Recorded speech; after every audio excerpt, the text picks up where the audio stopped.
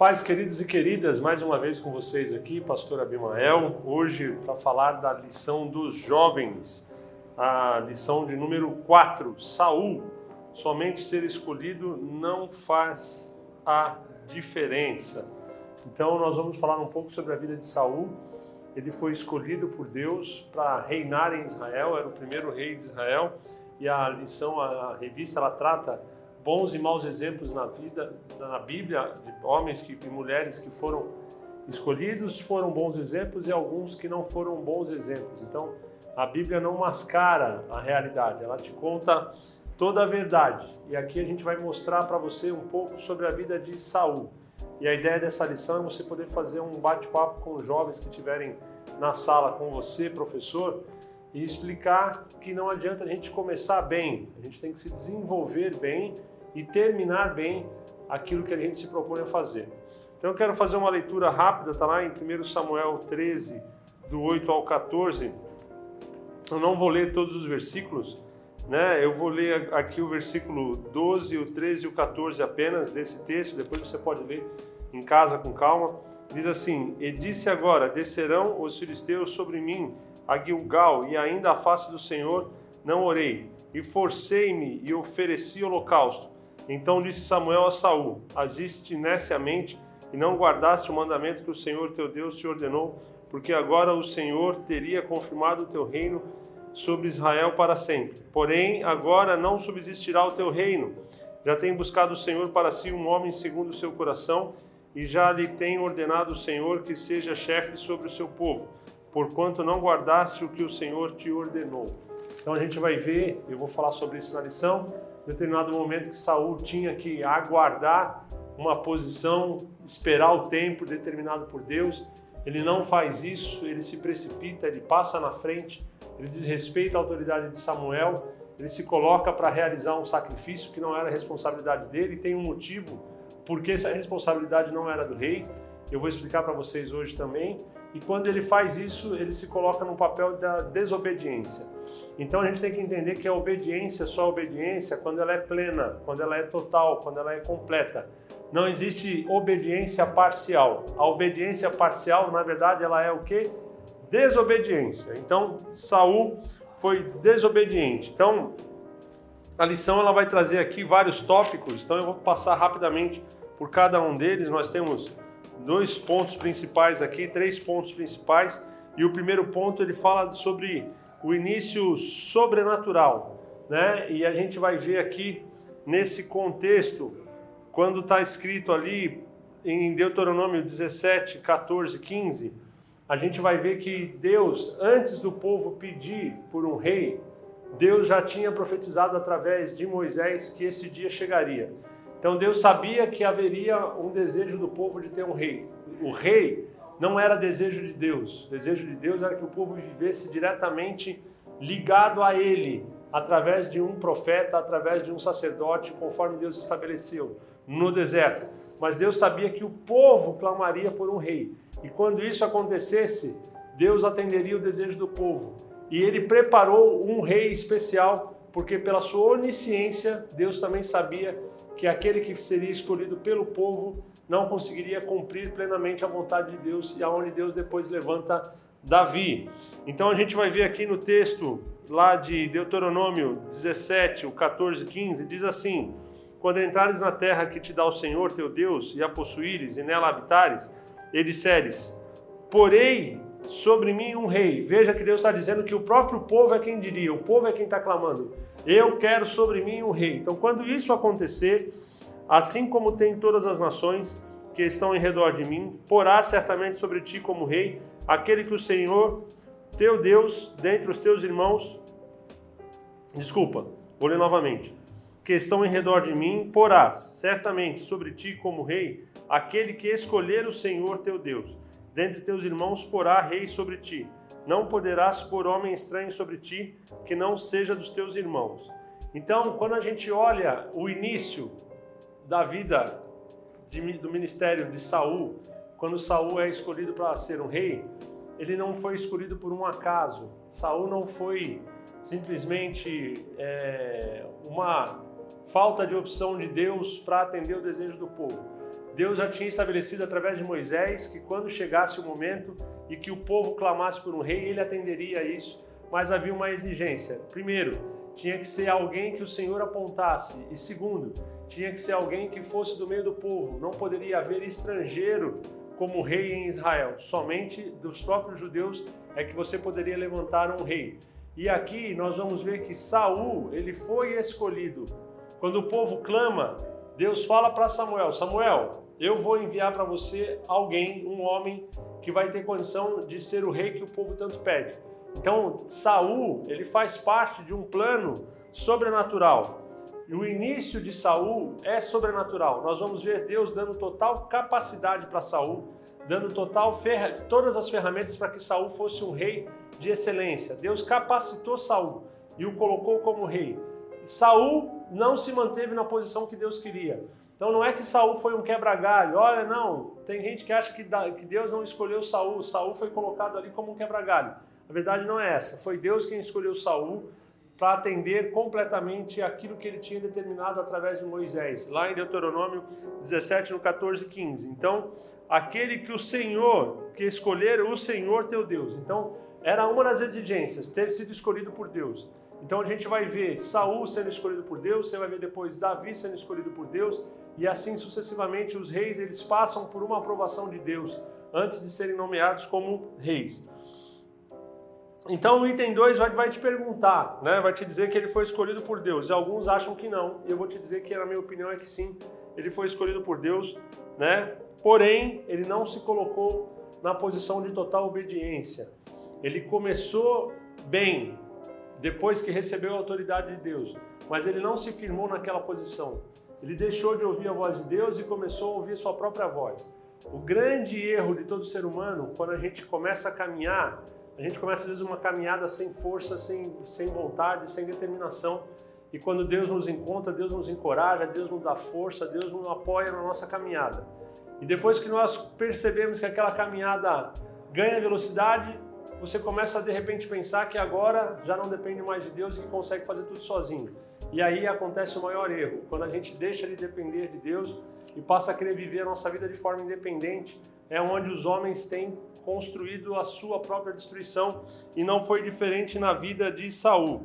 Tem um texto que eu quero ler com você que diz assim: porque o Senhor o revelará aos ouvidos de Samuel um dia antes, porque o Senhor o revelara aos ouvidos de Samuel um dia antes que Saul viesse, dizendo: amanhã, a essas horas, te enviarei um homem da terra de Benjamim, o qual ungirás por capitão sobre o meu povo de Israel. E ele livrará o meu povo da mão dos filisteus, porque tenho olhado para o meu povo, porque o clamor chegou a mim. Então veja que com um dia de antecedência, Deus avisa Samuel: amanhã, nesse determinado horário, vai chegar um homem aqui. E quando esse homem chegar aqui, esse é o homem que eu tenho escolhido para ser colocado como... E é interessante que Deus, nesse contexto, só um detalhe, né, específico. Deus, quando fala para Samuel, Deus está dizendo que está ungindo ele, e isso está lá em 1 Samuel 9, 15 e 16, Deus está ungindo ele como capitão sobre o exército. Exatamente isso. O qual ungirás por capitão sobre o meu povo de Israel. Deus unge Saul como capitão sobre o povo, com o propósito de livrá-los da mão dos filisteus. Então tem uma missão específica na vida de Saul. E depois você vai ver o povo reconhecendo Saul como seu rei. Então Deus o escolhe como um capitão, Deus o unge como um capitão, Samuel o nomeia rei, o povo o declara como rei, mas Deus tem uma missão específica para Saul. Por quê? Pela sua onisciência. Mesmo sabendo que Saul falharia, Deus não deixa de apontar Saul e dar a ele todas as capacidades para que ele cumprisse a sua missão e para que o seu reino fosse estabelecido. Né? A gente leu já Samuel dizendo para Saul: Saul, se você tivesse obedecido e tivesse esperado, Deus teria confirmado o teu reino. Agora, como você não obedeceu, o teu reino não foi confirmado. Então Saul passaria por uma prova, a prova da obediência, que foi a mesma prova que Adão e Eva passaram no jardim e também falharam. Porém, Saul não obedeceu, Saul desobedeceu a Deus e o seu reino foi tirado. Então a gente vai ver que no dia seguinte, daquilo que Deus tinha falado com Samuel, no dia seguinte, as jumentas do pai de Saul se perdem, desaparecem, ninguém consegue achar, e o seu pai manda que ele vá atrás das jumentas, ele passa o dia procurando aqueles animais e não acha, e alguém fala para ele, olha, mora aqui um vidente, um profeta nessa região, se você for até lá, com certeza ele vai te revelar onde é que estão as jumentas. E quando Saul vai, é exatamente na hora que Deus tinha estabelecido e tinha dito para Samuel um dia antes. Então quando Saul chega, Samuel já sabe que aquele era o homem escolhido por Deus. No caso da unção de Davi, Deus faz diferente. Para cada um, Deus tem um caminho. O que importa é que a escolha é de Deus. Quando chega o tempo de Saul passar e Davi ser ungido, Deus fala para Samuel, Samuel, levanta, vai lá para Belém, vai na casa de Jessé, que de um dos filhos de Jessé eu tenho escolhido um novo rei. Então, como Deus falou previamente para Samuel sobre Saul, Deus também falou previamente para Samuel sobre Davi. A diferença é que para Saul foi específico, ele vai vir até você. Então, quando esse homem chegar, esse é o escolhido. No caso de Davi, Deus diz, não, vai lá na casa de Jessé. Ele tem os filhos. Entre os filhos é um dele. Deus não revela para Samuel. Samuel chega na casa de Jessé sem saber quem é o rei. Tanto é que passa o primeiro, o segundo, o terceiro, até chegar no sétimo. E aí acabou. E aí Samuel fala, mas acabaram os seus filhos? Não tem mais nenhum? E aí Jessé, não, tem sim, tem mais um que não está aqui, está lá no campo. Olha, esse aí, não sei não. É o bastardo, é o mais novo, é o enjeitado, esse aí não tem jeito, é atrapalhado. Manda trazer que enquanto ele não vier, nós não nos assentamos. E aí quando Davi chega, Deus mostra para Samuel, esse é aquele que eu tenho escolhido, pode ungí-lo como rei. E Samuel ungiu Davi e aquele que era o rejeitado foi colocado na posição de destaque. Pela vontade de Deus, assim se revelou para Davi e também se revelou para Saul através da vida de Samuel. E quando ele chega, ele recebe de Samuel toda a instrução de como ele deveria proceder, da forma com que aconteceria. Samuel profetiza para ele de que coisas sobrenaturais, sinais aconteceriam na vida dele a partir daquele momento, para que ele, Saul, tivesse a convicção de que ele seria rei, e no ponto determinado, no momento específico, Samuel declararia ao povo e o apresentaria para o povo. Então, a gente viu aqui, né, que Saul livrou o povo dos filisteus e Davi uniu a nação de Israel. Houve uma diferença no ministério dos dois. Quando Saul assume, os filisteus dominavam toda a região. Saul faz o primeiro confronto, faz o primeiro combate, ele expulsa os filisteus dos termos de Israel. E aí começa agora uma guerra na fronteira. Então os filisteus tentam invadir e os judeus defendem e fica uma batalha ali campal. A diferença é que antes de Saul, os filisteus viviam, já tinham total acesso ao território de Israel, já tinham invadido, eles entravam nas colheitas, eles pegavam o que eles queriam, eles iam embora e ninguém podia fazer nada. Saul monta um exército, cria uma força muito forte, consegue empurrar os filisteus para fora dos termos de Israel e até o final do seu reinado não existe a paz estabelecida, existe um conflito direto entre os filisteus. Quando Davi assume, o que ele faz? Ele une a nação ainda era dividida. Ele une a nação e aí sim estabelece o reino de Israel, derrota os filisteus de uma forma por todas e os filisteus param de atacar Israel naquele contexto. Isso vai durar durante todo o reinado de Davi e o reinado de Salomão. A gente tem quase 100 anos de paz e segurança ali, onde Israel não é mais afetado pelos seus inimigos, porque essa foi a vontade de Deus. Então Saul teve um ministério específico, que era expulsar os filisteus dos termos de Israel, né? E uma coisa interessante, quais foram os sinais? Está lá em 1 Samuel 9 e 22, depois você pode ler, e Samuel ele fala para Saul, Saul, alguns sinais vão acontecer, então haveria uma refeição de honra para ele, depois mais uma prova de que ele seria escolhido por Deus. Ele diz, as jumentas do teu pai já foram achadas, pode voltar para casa tranquilo que já acharam as jumentas do teu pai. Diz também lá no capítulo 10, versículo 2, que ele sairia e encontraria profetas e que o Espírito de Deus viria sobre ele e ele profetizaria, e Saul sai pelo caminho, ele encontra o rancho dos profetas e chega ali, o Espírito de Deus toma Saul, Saul profetiza juntamente com aqueles homens, falando da vontade de Deus, e assim Deus foi com ele. Então a gente vai ver que, primeiro, Deus escolheu Saul. Segundo, Deus informa a Samuel que Saul era escolhido.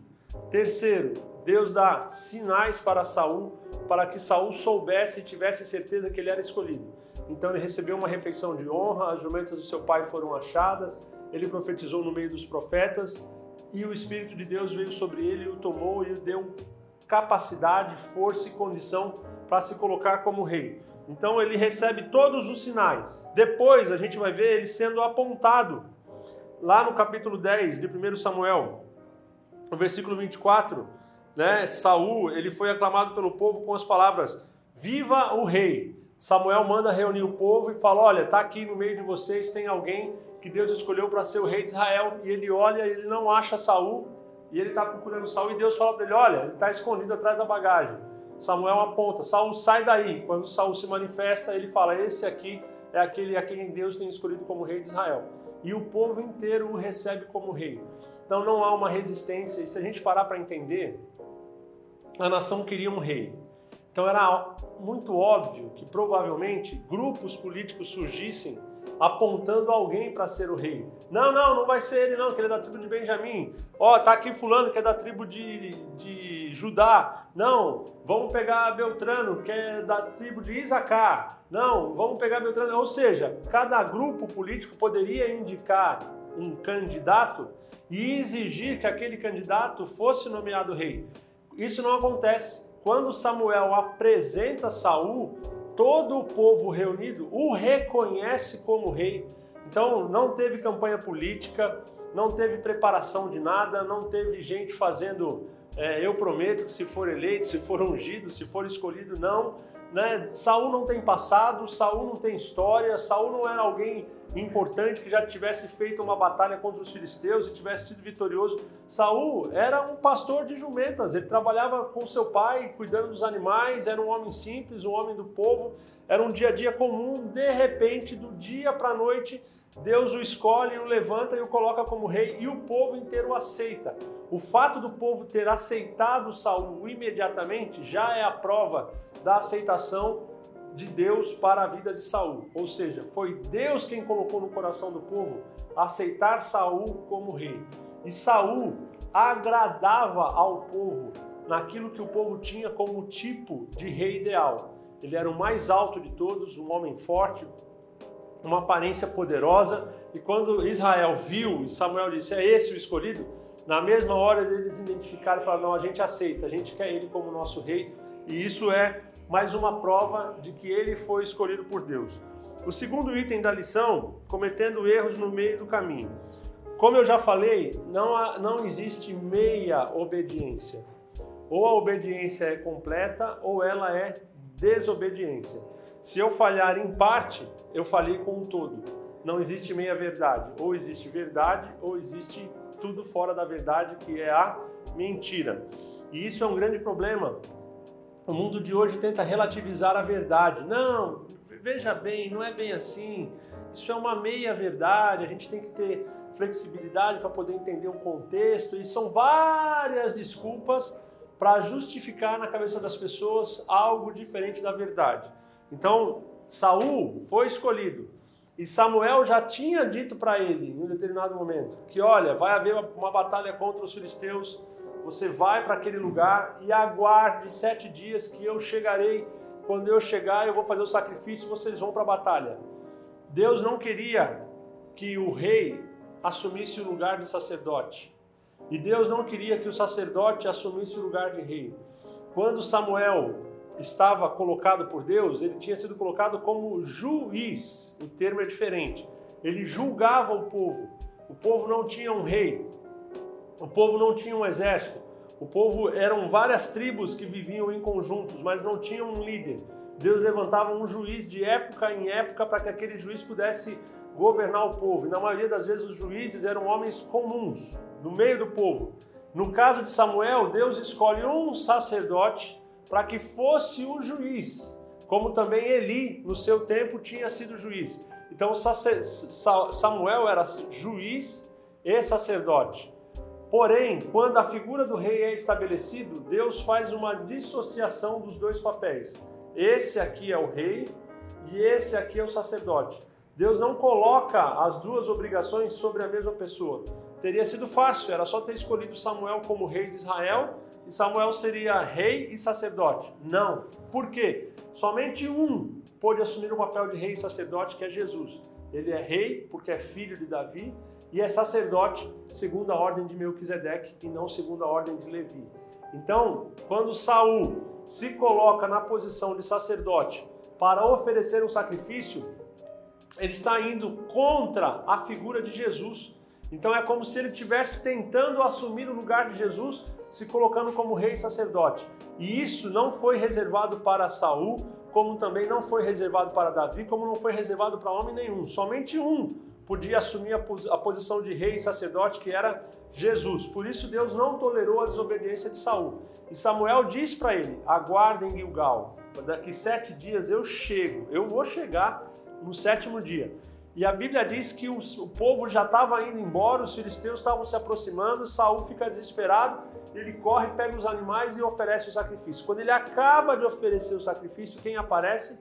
Samuel. Então Samuel estava no caminho e Saul estava desobedecendo. Se Saul tivesse suportado, mesmo que parte do povo tivesse ido embora, mas se ele tivesse suportado até o final do dia, Samuel teria chegado, teria feito o sacrifício, o reino dele teria sido confirmado e Israel seria vitorioso. Mas a ansiedade, essa é a palavra que nos consome, é o mal do século presente e do próximo século provavelmente. Ansiedade, um desejo incontrolável de fazer as coisas. A gente está desaprendendo a esperar. A pandemia que abalou a Terra tem mostrado para o homem o quanto nós somos ansiosos. Nós não conseguimos mais esperar um tempo determinado sobre nossas vidas. A gente vê José, que foi cativo no Egito por 20 anos, mais ou menos. A gente vê Jacó, que esperou 7 anos para poder se casar, foi enganado pelo seu sogro, teve que trabalhar mais 7 anos para poder depois ter direito a viver a sua vida familiar plena, sem depender de Labão, e depois trabalhou mais 7 anos ainda para ter independência financeira. Então, foi 14 anos pelo casamento e mais 7 anos pela independência financeira. Foram 21 anos praticamente como um escravo. Nós estamos há 7 meses na pandemia, tendo uma restrição da nossa vida. E nós não suportamos aquilo que as autoridades estão nos impondo. A gente vê as pessoas quebrando as ordens sendo estabelecidas para o bom convívio de todos e preservação da vida, porque simplesmente elas não suportam. Porque é uma geração ansiosa, angustiada pelo realizar. Existe o tempo de realizar, mas existe o tempo de esperar. Existe o sol e existe a lua, existe o dia e existe a noite, existe a primavera, existe o outono, existe o verão e existe o inverno. Deus criou os opostos para que esses opostos nos trouxessem o quê? Equilíbrio. Então, qual foi o erro? Desobediência completa. Saul mesmo sacrificou sem ter autorização de Deus para isso e recebeu a resposta, que foi aquilo que nós lemos no textual. Uma obediência parcial, que na minha opinião, obediência parcial é desobediência. Deus havia dito a Saul, em outro momento, que ele aniquilasse os amalequitas. Deus usa Samuel e fala: olha, vai contra Agag, porque os amalequitas eles impediram o povo, eles foram contrários ao povo quando o povo saiu do Egito. Deus esperou centenas de anos para naquele momento agora julgar os amalequitas por terem se oposto ao povo de Israel quando eles tinham saído peregrinos lá do Egito. E agora era a ordem do juízo. Então, Saul, vai, Deus vai te dar vitória sobre os amalequitas, você vai destruir a todos, você vai matar Agag, que é o rei dos amalequitas, e vai matar tudo, inclusive os animais, você não deixa nada vivo, vai lá e aniquile. É o juízo de Deus para aquela nação. Saul vai, aniquila todo o povo, porém, ele separa os animais para sacrifício. Eu acredito que ele separou para ele. Ter dito que era sacrifício foi uma desculpa que ele deu para Samuel, tentando se justificar. E ele não mata Agag, ele deixa Agag vivo. Faz um acordo ali com ele. Não, fica por aqui, vou te deixar vivo, você é rei, não é certo. Quis fazer uma política de boa vizinhança, desobedecendo novamente à vontade de Deus. Deus havia determinado que todo o povo, inclusive Agag, deveriam ser mortos, porque eles tinham feito maldades contra o povo de Israel e chegou o momento do juízo. Ponto final. Era assim que Deus se relacionava com a humanidade naquela época.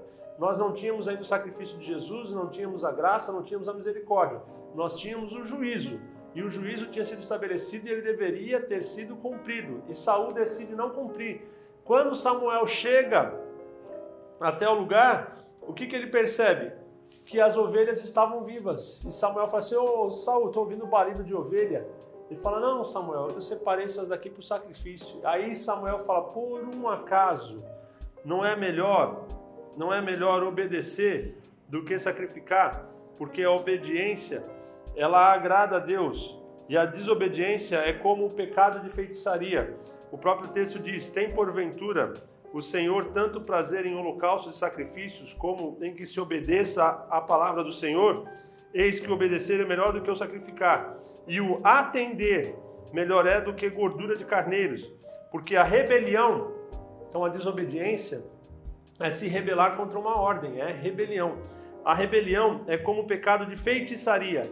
Guarda isso, começou como rebelde, e o rebelde se associa à feitiçaria. E o porfiar é como iniquidade e idolatria. Porquanto tu rejeitaste a palavra do Senhor, ele também te rejeitou a ti para que não seja rei. De novo, ele já tinha ouvido uma palavra de juízo contra o seu reinado, lá no capítulo 10, agora de novo no capítulo 15, outra palavra de juízo é colocada contra ele. E a gente vê ainda no capítulo 15, quando Deus fala para Samuel da seguinte forma: arrependo-me de haver posto a Saul como rei, porquanto deixou de me seguir e não executou as minhas palavras. Então aqui, como eu disse no começo, Deus unge Saul como capitão do seu povo. E agora nesse texto, Deus o está reconhecendo como rei. Arrependo-me de ter colocado Saul como rei. Então Deus está dizendo assim, olha, Saul me desagradou completamente. Já não é mais do meu agrado que Saul seja rei. Havia com o reinado a hereditariedade, ou seja, os filhos daquele rei que eram príncipes deveriam assumir o trono, a menos que algo superior quebrasse essa hereditariedade. Então nós vamos ver que o próprio Deus vai dizer, olha, estou tirando o reinado da família de Saul, ele não vai ser mais rei. Lógico que isso não foi imediato, houve um tempo, Saul viveu ainda muitos anos, até a gente vai ver a chegada de Davi, e ele ainda continua lutando. Acredita-se, alguns, que o reinado de Saul durou 40 anos, já existem outros teólogos que acreditam que durou cerca de 20 anos e não de 40 anos, mas independente do tempo, foi um tempo consideravelmente longo. Deus estabeleceu que o reinado dele já não era mais do agrado dele, mas Deus ainda dá tempo para Saul se colocar como rei, para que ele se arrependa dos seus erros.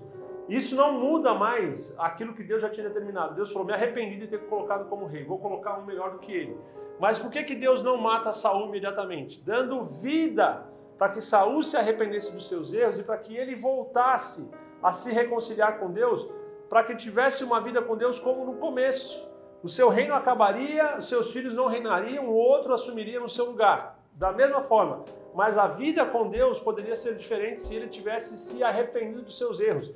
A grande diferença de Saul para Davi, toda vez que Davi foi confrontado pelo erro, Davi chora, rasga as roupas, se joga no chão, se arrepende, pede perdão e não comete mais o mesmo erro. Saul não, Saul é recorrente. Ele desobedeceu a primeira vez, quando ele não esperou Samuel chegar e sacrificou os animais. Depois ele desobedeceu a segunda vez, quando ele deixa Agag vivo e guarda os animais. Então vejam que ele cai sempre no mesmo erro, na desobediência, tá? Então isso aqui é o reflexo da desobediência ou da obediência parcial. Outras atitudes erradas de Saul. Saul mostra também um coração muito duro. Tem uma passagem onde ele, por ter sido frustrado, por não ter ido bem na batalha, ele dá uma ordem que ninguém poderia comer naquele dia. Só que são soldados, estão na guerra, eles estão no meio do campo de batalha, eles têm fome, eles precisam se alimentar, tem que estar preparado. Ninguém sabe a que hora o inimigo vai atacar, então é um contrassenso você proibir o exército de se alimentar. Ao contrário, não foi bem sucedido na batalha, volta, reagrupa, se alimenta, se descansa, recupera e fica pronto para uma próxima batalha. Ele não, proíbe. Jonathan, seu filho, não ouviu a ordem do seu pai, estava em um outro local. Ele acha um punhado de mel e ele come mel, porque ele estava com fome e ele come mel. Quando isso chega ao ouvido de Saul, Saul praticamente deseja matar o próprio filho. O povo clama e intercede, o próprio exército intercede em favor de Jonatas para que essa loucura não fosse cometida, mas ele chegou a pensar nisso amaldiçoando seu filho, dizendo que ele era maldito por ter comido o mel e desrespeitado a ele. Isso mostra um homem totalmente fora da voz do Senhor, uma pessoa que não tem equilíbrio, uma pessoa que não tem temperança, uma pessoa que não consegue exercer o juízo. Ele era rei, ele tinha que pensar com calma, ele tinha que delegar com clareza, ele tinha que preservar a nação e não somente pensar nele mesmo. Mas Saul não, ele não conseguia. A fúria, a ira o tomava e ele ficava cego e ele agia dessa forma sem pensar com clareza. Saul sentiu-se incomodado após a vitória de Davi. Num outro momento, quando Davi vence Golias, ele começa a depois ter um papel de destaque no meio do exército. E uma certa vez, quando eles voltam de uma batalha, as mulheres cantam: Saul matou 1000, Davi matou 10.000. Saul ficou tão indignado que ele pega a sua lança e ele lança contra Davi para o matá-lo, e Davi consegue se desviar. E depois a gente vai ver Jonatas ajudando Davi a fugir, cobrindo seu amigo, impedindo que seu pai o mate. Os dois se tornam como irmãos, uma amizade muito forte. E lá na frente, depois da ajuda de Jonatas, anos depois, a gente vai ver Davi assumindo o seu lugar de rei, né? Mas ele tentou matá-lo. E depois que Davi foge, depois que Davi sai fugido de Saul, ele passa por uma cidade onde haviam ali sacerdotes, 85 sacerdotes. Ele vai, ele se alimenta, o povo ajuda Davi, ele continua na sua fuga. Quando Saul passa, chega lá e vê que aqueles homens ajudaram a Davi, o que ele faz? Ele dá ordem para que 85 sacerdotes e todos os habitantes da cidade de Nob fossem mortos. Está lá em 1 Samuel 22, do 18 ao 19. Olha a que ponto que chega Saul, ao ponto de matar sacerdotes do próprio Deus. A gente vê que Saul expulsou os feiticeiros, expulsou os bruxos, as bruxas, expulsou os adoradores de outros deuses, os idólatras. Ele acabou com a idolatria. Somente Deus era adorado em Israel. Ele estabelece isso no seu reinado. Porém, agora ele vai contra aquilo que ele mesmo tem estabelecido, porque os sacerdotes ajudaram Davi a fugir, e Davi, na fuga, não deixa claro que o rei estava tentando matá-lo. Ele usa de artifício, né? Ele mente, ele fala algumas coisas ali, tentando preservar sua vida. Davi, vamos dizer dessa forma, engana os sacerdotes. Ele não chega dizendo: estou vindo aqui porque o rei está me perseguindo e quer me matar. Ele diz o contrário: não, estou vindo numa ordem do rei aqui, estou numa missão, preciso da ajuda de vocês, me dá uma força que eu já estou seguindo, eu vou lá com meus homens e vou embora. Então, quando o povo recebe a visita de Saul, eles tinham sido enganados. Davi não usou com a verdade naquele momento, pensando em preservar a sua vida. Davi fala o que lhe convém e vai embora. Saul não leva isso em conta. Ele simplesmente mata os sacerdotes e todos os habitantes daquela pequena cidade por terem ajudado a Davi. Eles tinham sido enganados, eles eram inocentes. E Saul não levou isso em consideração, simplesmente movido pelo orgulho, pela vaidade, pela ira. Ele estabelece o juízo e ele sacrifica aquele povo. Por quê? Se colocou no papel de um rei independente da voz de Deus. Ele não ouve mais a voz de Deus. Um dos mandamentos era que o rei meditasse todos os dias no mandamento do Senhor, para que ele não cometesse nenhuma injustiça no seu reinado. Saul esquece a palavra de Deus e ele começa a tomar as decisões agora pela sua própria cabeça, tá? E agora o item 3, um fim desastroso para o primeiro rei de Israel. O preço de não ouvir e obedecer à voz de Deus resultou no silêncio do Eterno para com Saul. O que Deus faz então? Fica em silêncio. A gente vai ver que Samuel tinha um amor incondicional por Saul. Samuel tentava de todas as formas interceder diante de Deus por Saul, pedindo misericórdia a ele, pedindo para que Deus desse tempo para que ele se arrependesse. Mas chega o tempo em que a vida de Samuel é tirada e agora já não tem mais um intercessor entre Deus e Saul. Saul se vê sozinho, ele não tem mais o profeta que o tratava como filho para que o ajudasse, ele não tem mais como consultar a Deus. Deus fica em silêncio. Pelo contrário, a gente vê que um espírito mau da parte do Senhor foi enviado para que atormentasse Saul por causa da sua impiedade para com todos. Então Saul está sozinho e ele não ouve mais a voz de Deus. Então, para que buscar a orientação do Senhor se essa busca não é acompanhada na mesma intensidade pela obediência? Deus não se revela para satisfazer a nossa curiosidade, sim para que cumpramos o seu projeto neste mundo. Então, não adianta você clamar: Deus, eu quero ouvir a tua voz, eu quero ouvir a tua voz, eu quero ouvir a tua voz. Deus, eu quero te conhecer. Deus, eu quero ter mais a tua presença. Deus, se manifesta para mim. Aí Deus se manifesta não como o gênio da lâmpada, que você esfrega, ele aparece e agora ele realiza 3 desejos. Quando Deus se manifesta na sua vida, é para que a vontade dele seja cumprida na tua vida. A tua vida tem um papel importante no reino de Deus. Hoje eu estou aqui contribuindo, gravando essa aula. Você vai contribuir dando essa aula. Você vai contribuir aprendendo essa lição e compartilhando com outra pessoa. Cada um tem um papel, cada um tem uma importância, é uma cascata. Estamos interligados nesse propósito. No reino de Deus, somos como tijolos que formam uma parede. Um tijolo só não forma a parede, mas se cada um tijolo desse sair, a parede não vai ser formada também. Então a gente precisa entender a interdependência que existe. Então quando Deus te chama, é porque tem um propósito de Deus para a tua vida e Deus quer que esse propósito seja cumprido. Então Saul, ele queria a presença de Deus, mas Saul não queria fazer a vontade de Deus. Então Saul se coloca em total desobediência por isso. Tá bom? Quem perde a oportunidade de ser usado pelo Senhor é quem rejeita o projeto dele para a sua vida. Obedecer é melhor do que sacrificar, obedecer é melhor do que adorar, obedecer é melhor do que buscar. Então, se você estiver numa situação onde Deus está em silêncio, continue na obediência à vontade de Deus revelada através da sua palavra. Que no tempo certo Deus vai falar com você novamente. Muitas das vezes o silêncio de Deus é prova para as nossas vidas. Então, José recebeu um sonho. Depois do sonho ele foi vendido. Depois ele foi parar no cativeiro, na casa de Potifar.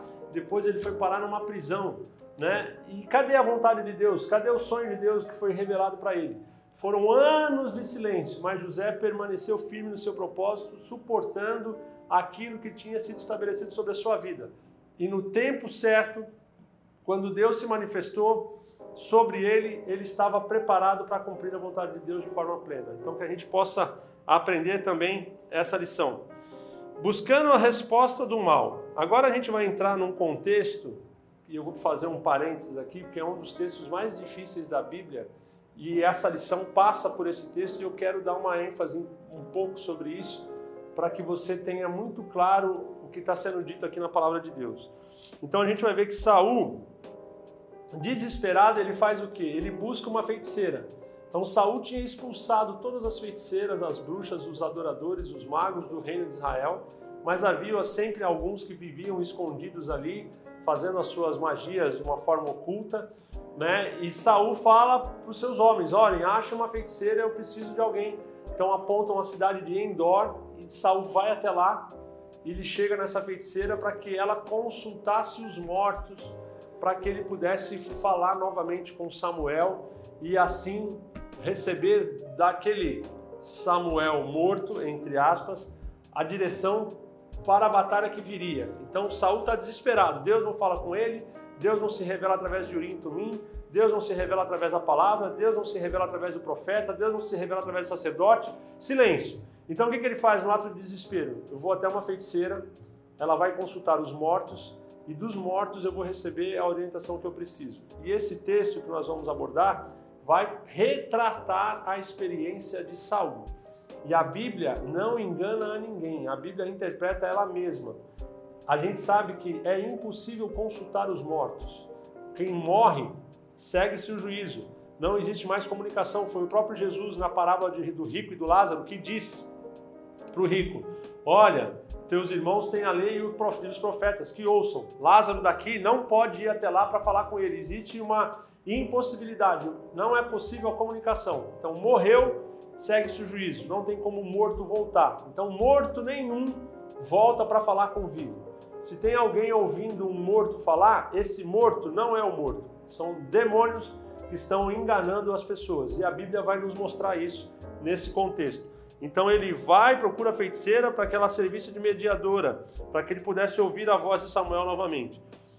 Ele havia consultado o Senhor, mas não obteve resposta. E agora, eu vou ler com vocês o texto aqui, para a gente poder ter claro. Está lá no capítulo 28, Ele foi buscar a feiticeira para que ele ouvisse uma palavra favorável. Mas mesmo assim, ele ouve uma palavra contrária. Mas vamos entender quem fala com ele. No capítulo 28 de 1 Samuel, o versículo 10, a gente vai ver Saul, num ato de desespero, ele cometendo uma das maiores atrocidades. Ele diz o seguinte: então, Saul vai dizer para a feiticeira para que ela fique sem medo de revelar para ele o que ele quer, porque ela não seria morta. Então, o que ele diz? Então Saul lhe jurou pelo Senhor, dizendo: vive o Senhor, que nenhum mal te sobrevirá por isso. A mulher então lhe disse: a quem te farei subir? E ele disse: faze-me subir a Samuel. Então ele jura por Deus, olha isso, ele usa o nome de Deus em vão, ele jura por Deus que não faria mal à feiticeira, para que em nome do Senhor a feiticeira trouxesse dos mortos Samuel para conversar com ele.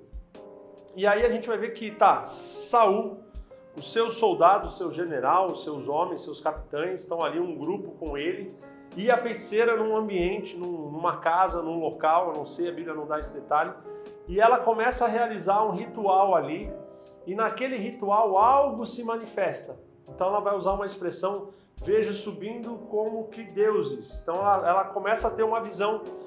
A Bíblia, nesse caso, ela se propõe a relatar o fato. Ela não emite juízo de opinião, dizendo se é ou se não é. Ela vai relatar o fato integral que está sendo vivido por Saul e seus homens.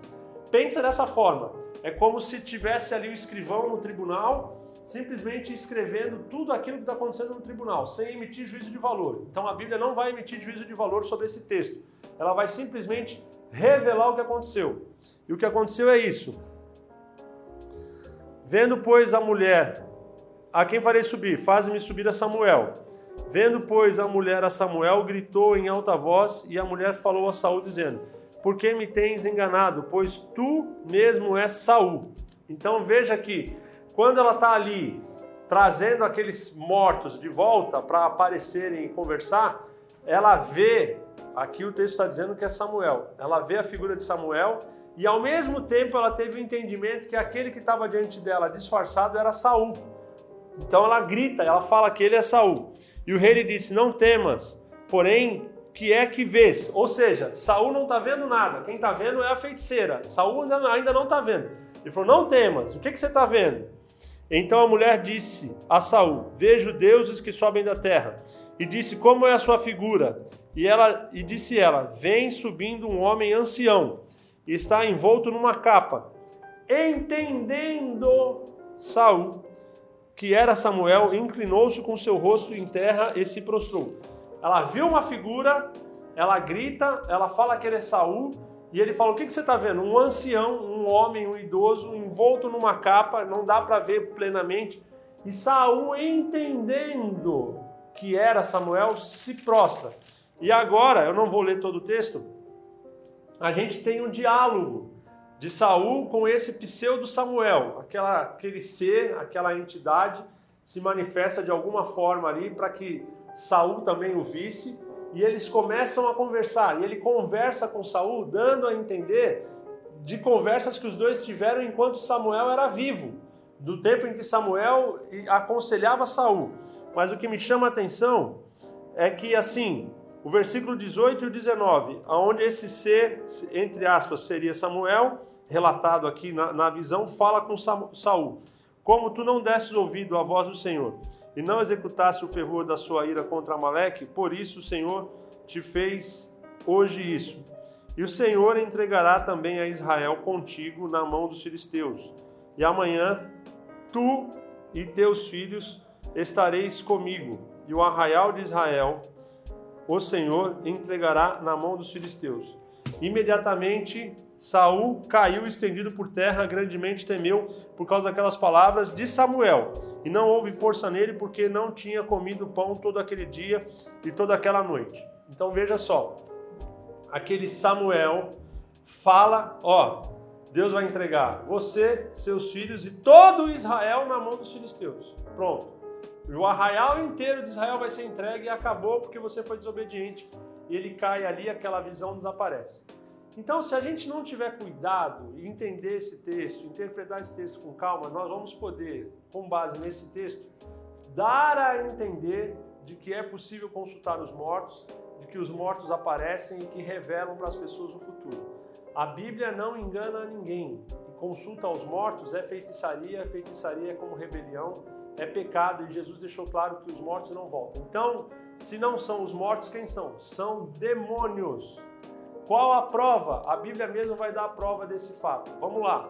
A Bíblia interpreta a própria Bíblia. A Bíblia não mente. Quem é o pai da mentira é Satanás. Este pseudo Samuel, vou usar essa expressão, diz que no dia seguinte, Saul e todos os seus filhos seriam mortos e que todo Israel seria entregue na mão dos filisteus. Se você continuar lendo todo o texto, seguindo a sequência, até a gente chegar à morte de Saul, você vai perceber que houve um tempo. Saul não morre no dia seguinte. Saul vai morrer quase 15 dias depois. A batalha não acontece naquele dia seguinte, como o feiticeiro, ou como, entre aspas, o pseudo Samuel tinha dito através daquela feiticeira. Isso não foi verdade, é a primeira mentira. Então Saul não morre no dia seguinte. Segunda mentira, diz que todos os filhos de Saul seriam mortos. Um filho de Saul fica vivo e ele assume uma parte do reino de Israel. Quando Saul morre, é declarado morto. Me fugiu agora o nome do filho de Saul que fica vivo. Ele assume o reino apoiado pelo general de Saul, e Davi é aclamado pelo povo, né, num outro local como rei de Israel. Então você passa a ter dois reis, o filho de Saul, que foi aclamado como rei, e Davi, que foi aclamado pelo povo em Hebron. Então há um acerto entre eles, e aí esse filho de Saul abre mão do reinado e Davi assume como rei sobre todo Israel. Então a segunda mentira, todos os filhos de Saul seriam mortos. Não, um filho de Saul não morreu na batalha, ele ficou vivo. A terceira mentira, que todo o arraial seria entregue na mão dos filisteus. Saul foi derrotado, mas Israel não foi entregue. Israel se reagrupou e trouxeram Davi como rei, e Davi vai para a batalha e depois ele vence os filisteus e ele é vitorioso. Então, através das mentiras ditas pelo pseudo Samuel, nós podemos provar biblicamente que aquele que falava com Saul não era Samuel, apesar do texto o identificar. Então, como Saul reconhece ele como Samuel, o autor que está escrevendo identifica o diálogo, e Samuel conversando com Saul, e Saul disse, Samuel disse, Saul disse, Samuel disse. Mas ele não está ali para te provar que aquele não é verdadeiramente Samuel. Ele só está relatando o diálogo que houve. A prova vem dos fatos subsequentes. Então, a profecia emitida por aquele demônio, porque era um demônio que se disfarçou de Samuel, aquela profecia omitida por aquele demônio foi completamente mentirosa. Não morreu Saul e todos os seus filhos, Saul não morreu no dia seguinte e todo Israel não foi entregue na mão dos filisteus. Então, com base nessa conclusão, nós podemos entender que quem está falando aqui com Saul é um demônio e não a figura de Samuel. Amém? Eu quis fazer esse parênteses para dar uma elucidação sobre esse texto bíblico. Então continue a leitura em casa e você vai ver que a sequência dos fatos é exatamente essa que eu estou mostrando para você. E para a gente encerrar, Saul se viu, é o fim do reinado, Saul se viu sozinho no campo de batalha, tinha perdido 3 dos seus filhos, o quarto filho não morre, ele permanece vivo. Tinha perdido 3 dos seus filhos na batalha e antes de ser morto, ele se mata. Ele dá fim à sua própria história, se lançando sobre a sua própria espada para que os filisteus não o matassem ali. E aí vem a pergunta, e nós temos obedecido a Deus em nossas vidas? Se Saul tivesse respeitado os mandamentos do Senhor e tivesse sido obediente em tudo, ele teria sido estabelecido como rei de Israel. E aí, a pergunta que nós temos que fazer para nós mesmos, nós temos obedecido o Senhor no dia a dia, nas pequenas coisas, naquilo que o Senhor Jesus estabeleceu? Amarás o teu próximo como a ti mesmo, amarás o Senhor teu Deus acima de todas as coisas, e assim por diante. Então é muito fácil eu dizer que Saul começou bem, acabou mal, se tornou um homem ímpio, coração duro, se desviou da vontade de Deus, não reconhecendo o ministério dele como um ministério pleno e completo, mas não olhar para a minha própria vida. O desafio dessa reflexão é nós olharmos para as nossas vidas e assim, a partir disso, questionarmos. Se nós não estamos cumprindo a vontade de Deus, é clamarmos pela graça, pela misericórdia, pedir perdão onde temos caído e começar novamente de uma nova maneira. Que a gente possa ter o exemplo de Davi. que quando foi confrontado, Davi, você matou, adulterou, enganou, mentiu, roubou. Davi na mesma hora se prostra no chão, rasga as suas roupas, chora, clama por misericórdia e Deus usa o profeta para dizer que os seus pecados tinham sido transpassados. Então o nosso Deus é o mesmo Deus, Ele ainda é misericordioso para aqueles que se arrependem de verdade. Então que a gente possa ter nessa lição uma reflexão também sobre o arrependimento, mudança de direção e que a gente possa seguir o caminho da obediência, que é o caminho da virtude que agrada ao Senhor. Amém? Espero ter contribuído com você na reflexão sobre essa lição e se Deus quiser, a gente se vê por aqui. Fique em paz, Deus te abençoe.